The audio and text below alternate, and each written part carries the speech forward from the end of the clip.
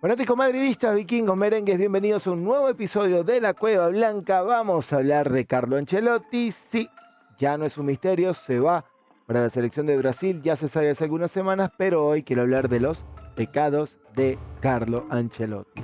Esos motivos que podrían haberle llevado a ser cesado del Real Madrid, aunque al final se va a vender obviamente como un acuerdo entre ambas partes porque él quería una gran aventura con la selección brasileña. Así que vamos con el primero, sería la continuidad.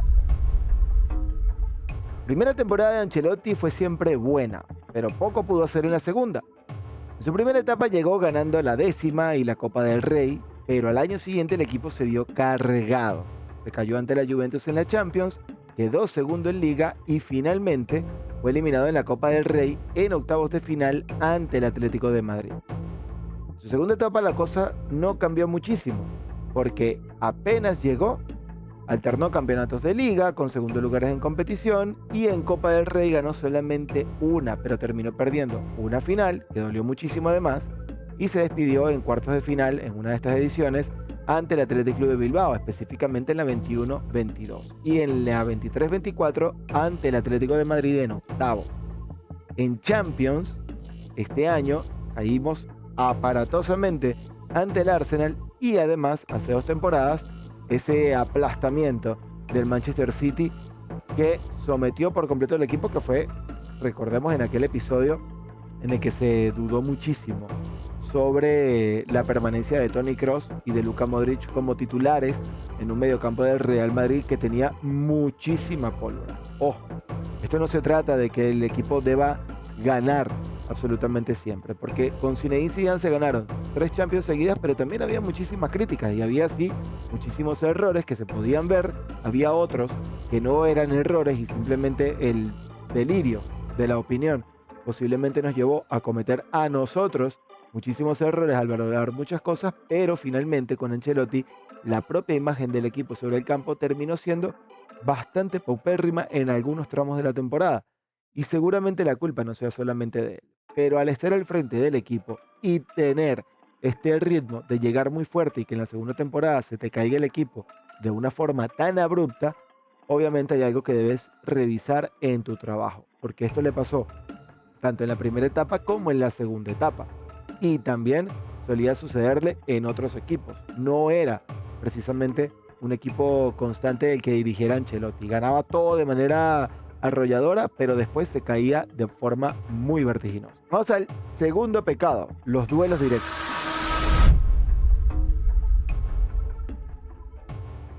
En anécdota se va a quedar lo de haber caído ante el Arsenal de la forma en que se cayó. ¿Por qué? Porque durante toda la temporada fue una constante el hecho de no poder enfrentarnos a equipos grandes. Nos pasó con el Liverpool, nos pasó con equipos más pequeños.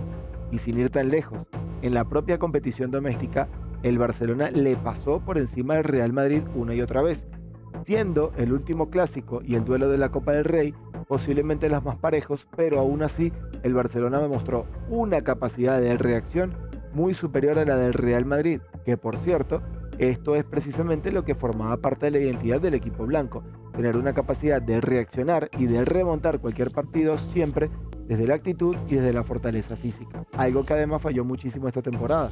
Ante el Barcelona dejan un recuento de 20 enfrentamientos con 11 derrotas y 9 victorias, 3 finales ganadas y 2 perdidas, 44 goles recibidos y 38 anotados.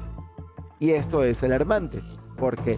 Porque al ver los números, obviamente Ancelotti sale mucho mejor parado de lo que cualquiera podríamos haber creído, y es lógico. Primero, porque nos vamos a quedar siempre con lo más reciente. Y segundo, porque las veces que se ha caído de manera estrepitosa. Sí, hay goleadas que Ancelotti le ha propinado al Barcelona y sí, se le han ganado títulos al Barcelona. ¿Pero a cuál Barcelona?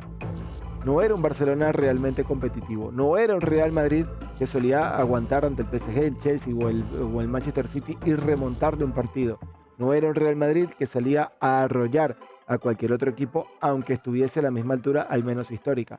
Era un Real Madrid que se aminoraba y que se empequeñeció ante rivales como el Barça, como el Arsenal y como el Atlético de Madrid, incluso en la Champions League, sin necesidad de hacerlo viendo la plantilla que teníamos, incluso con las lesiones. Vamos al número 3, los galones. De nuevo, la semifinal de Champions ante el City. Ancelotti ha respetado la trayectoria de sus jugadores siempre, y si bien esto puede ser meritorio, también fue uno de los principales errores que cometió. En la vuelta catastrófica del 4-0 en el Etihad dejó en la banca a Rüdiger para devolverle el puesto a Militao, pese a la gran ida que había firmado el central alemán en el 1-1. Kroos y Modric alinearon junto a Valverde con el alemán jugando de 5 y Tchouaméni en el banco, y al final el City le pasó por encima física y futbolísticamente al Real Madrid. Esta temporada sucedió algo parecido en la liga. Si bien es cierto que teníamos un bloque lleno de lesiones, esto también le abrió paso a un gran Raúl Asensio, que nadie tenía en la mira, pero terminó llegando como una solución y como una gran sorpresa y una grata sorpresa. Sin embargo, cada vez que podía, Ancelotti lo mandaba al banco. Esto permitió que se dejaran puntos importantes en el camino, como por ejemplo la vuelta ante el Betis. Y no olvidemos que Endrick, que fue el goleador del equipo en la Copa del Rey y el segundo en la tabla de goleadores de este campeonato, apenas vio minutos en la liga. Fue titular solamente en 2 partidos, sin contar los últimos que se han jugado, que de hecho ya Endrick no juega más porque está lesionado y hasta el Mundial de Clubes se va a perder. Y en Mallorca, que solamente había 9 efectivos del primer equipo, y obviamente ante el Getafe son estas titularidades que se recuerdan. Además de la última de la jornada anterior ante el Sevilla. Antes de eso, solamente en 2 partidos había superado los 20 minutos en el campo. Una situación similar a la que se vivió con Güler, a la que se vive con Güler, que sí tiene algo más de minutos, que sí tuvo una reacción importante, sobre todo cuando se decide sentar a Rodrigo, pero siempre bajo la excesiva e innecesaria presión. Y aún así, Güler dejó muy buenos números. Y el caso más difícil de entender en cuanto a los galones es el de Rodrigo. No marca en liga desde enero. 13 partidos después solamente fue suplente en 3. Ante Osasuna, ante Leganés y ante Getafe, que son partidos que perfectamente podrían servir de descanso. No de rotación para enchufar a los demás jugadores y tampoco por esa meritocracia que le da Ancelotti a los jugadores en función al pasado. Y después de quedar fuera de las últimas 3 convocatorias por un cuadro febril y todo lo que se ha venido hablando sobre las molestias musculares y que de hecho trascendió que Rodrigo pudo haber perdido incluso 4 kilos en medio de este virus, pues al margen de su acierto de cara al arco, la incidencia en el juego fue efímera. De hecho, desde la banca, jugadores como Endrick y Güler vivían la situación antes expuesta de otra forma y tenían otro medidor siempre. Vamos al punto 4, la cantera. Un club como el Real Madrid jamás va a tener sencilla la tarea de darle espacios a sus canteranos, sobre todo en los últimos años, porque hemos tenido un equipo que ha sido multicampeón de Europa y además el hogar de 3 balones de oro diferentes como Cristiano, Modric y Benzema. Y no olvidemos el que le quitaron a Vinicius. Ancelotti no tuvo tampoco mucho a su disposición más que GC en aquella primera etapa. Y de hecho esto no fue a más por una terrible lesión que sufrió en aquel entonces. Sin embargo, si se le echaba un poquito el ojo a la fábrica, podría haber alguna solución que, por ejemplo, no hicieran traer a Chicharito Hernández como última opción casi al terminar el mercado. Para esta segunda etapa estaba el recuerdo de la generación ganadora de la Youth League con Chus, Miguel Gutiérrez, Arribas, Antonio Blanco, Carlos Dotor, Peter Federico, Marvin Park, incluso estaba en sus filas. Hoy Arribas juega en el Almería, Peter Federico en el Getafe, Marvin Park en Las Palmas, Dotor es ficha del Celta y Miguel Gutiérrez en el Girona. ¿Por qué digo esto? Porque obviamente estos jugadores no reventaron en la élite, pero posiblemente el momento en el que podían reventar e incluso, ¿por qué no?, dejar más dividendos en el club, no se hizo. Porque ante la constante negación de utilizar jugadores de la cantera, Ancelotti dejó pasar el talento de muchos chicos que podían ser, sí, segunda espada en el primer equipo. Podemos hablar de una camada que no logró alcanzar la élite, pero esta temporada las cosas no han sido precisamente mejores. La lesión para toda la temporada dejó fuera por completo a Carvajal. Lucas, que era un buen recambio, y aquí nadie se quejó de Lucas al comienzo de la temporada como recambio de Carvajal, tuvo que hacer las veces de lateral derecho al 100% del tiempo. Una posición que no es natural para él y no es lo mismo estar allí para apagar fuegos de vez en cuando, darle descanso a Carvajal, que ser el titular del equipo. Es verdad, Lucas no se queja, más madridista que el madridismo puro. Pero en la fábrica estaban David Jiménez y Lorenzo Aguado en el Castilla, el propio Fortea, por el que se armó todo un problema en su momento para su fichaje, y de esto solamente Lorenzo vio algún y otro minuto en la liga y en apenas 2 partidos. Nombres como Chema Andrés, Víctor Valdepeñas, Jacobo Ramón, el propio Gonzalo, que le salvó la vida en Copa del Rey, se quedaron por completo en el ostracismo, y eso que además Gonzalo no solamente fue su héroe en la Copa del Rey, sino que incluso hizo muy buenos partidos pese a los pocos minutos que tuvo después de aquella eliminatoria de Copa del Rey, en la que, reitero, avanzamos y llegamos a la final en gran parte gracias a Chico. Pero los casos más graves, obviamente, la defensa central y el lateral derecho. Vamos al quinto pecado: silencio total. El Real Madrid ha sido un club que siempre se ha caracterizado por tener entrenadores que vayan de la mano con la estructura, sobre todo cuando se trata de Florentino Pérez como el presidente de la institución. Ahora bien, si Ancelotti se tomó la diligencia de criticar públicamente a Endrick por una definición de vaselina, es verdad, tal vez con más experiencia no lo hubiese hecho, pero ese chico que te metió en la final gracias a su gran actuación en semifinal ante la Real Sociedad, que tuvo la voz bastante alta para criticar el entorno de Güler. Y sí, Güler necesitaba un llamado de atención, pero tal vez no en público, porque Ancelotti no levantó la voz cuando durante toda la temporada tienes un lateral derecho como Lucas Vázquez y no te traen a otro cedido. Porque no levantas la voz para decir que en la cantera nadie vale la pena, según el criterio, obviamente, de Ancelotti, teniendo ahí a Lorena Aguado y a Fortea, pero si no lo subes es por algo. Que la estructura también puede estar débil en categorías inferiores y tal vez puedas debilitar a este mismo rendimiento que tienen en la cantera. Se entiende perfectamente, pero hay cosas para las que Ancelotti sí levantó la voz y en público, y hay cosas para las que no en público. ¿Y cuál es el problema con esto? Que comienzan las especulaciones, no solamente por las filtraciones, sino porque esta temporada, sin filtraciones, era muy evidente que el club estaba roto. Y hablo de lo deportivo única y exclusivamente. Se podía ver en el campo jugadores que no corrían, jugadores que se quejaban constantemente, jugadores que al recibir una falta, incluso un toquecito, se tiraban al piso, reclamaban, y eso más bien parecía servirle de excusa para quedarse tendidos y no volver en labores defensivas. Valverde vuelto loco, gritándole a todo el mundo, el propio Bellingham perdiendo la paciencia.